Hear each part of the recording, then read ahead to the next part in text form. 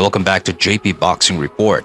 Coach Marvin Somodio, 100% malaki daw ang kanyang tiwala na kaya ni Mark Magsayo makipagsabayan sa mga champions ng 130-pound division. Ready na si Mark kung baka may opportunity na World Championship kaagad, i-take namin. Sa tingin ko at nararamdaman ko, ready na siya. Pero siyempre bago natin makuha yung spot, kailangan na dumaban ng World Title Eliminator para wala silang masabi. At ng World Champion, kung ako papipiliin, kahit sino, ready si Mark.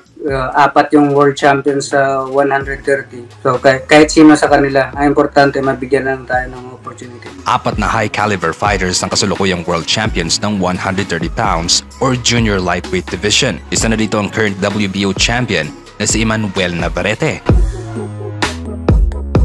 IBF World Champion Joe Cortina, WBA World Champion na si Lamont Roach, at ang WBC World Champion na si O'Shaki Foster.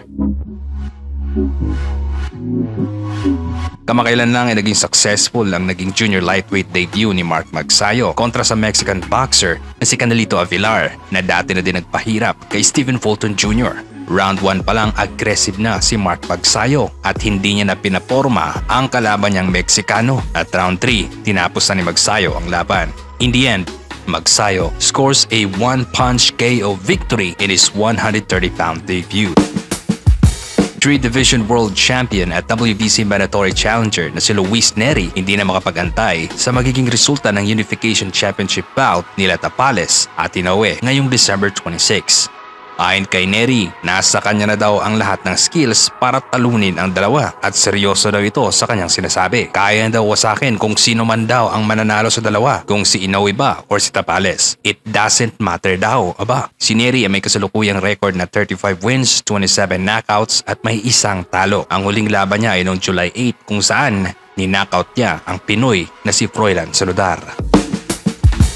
Naging maingay at usap-usapan ngayon ang pangalan ng 3-division world champion Janriel Cuadrolas Casimero nitong mga nakaraan lang sa social media dahil sa mga posts sa kanyang Facebook page na Cuadrolas It's My Boy na kasalukuyang hawak ng kanyang kapatid na si Kuya Lods or Jason Casimero. Hati ang opinyon ng mga boxing fans sa mga naging pahayag nito tungkol sa kanyang prediction sa darating na laban ni Tapales kontra kay Inoue. Ayon kay Jason Casimero, suporta daw sila kay Tapales. Pero real talk lang daw, tatalunin daw talaga ni Inoue itong si Marlon Tapales. Basta yung sabi ko sa inyo guys na ang suporta ibigay natin sa Pilipino. Yun po, suporta. At kung gusto niyo naman po ng pustahan, tinanong kasi ako na Cuadrolas, Kuya Lod, saan ka tatalpak? Sabi ko sa tatalpak kay Inoue ako tatalpak. Pero yun nga, yung suporta ibigay natin sa Pilipino. Pero pagdating sa talpakan, matik doon ako sa kabila. Kasi alam naman natin at alam ninyo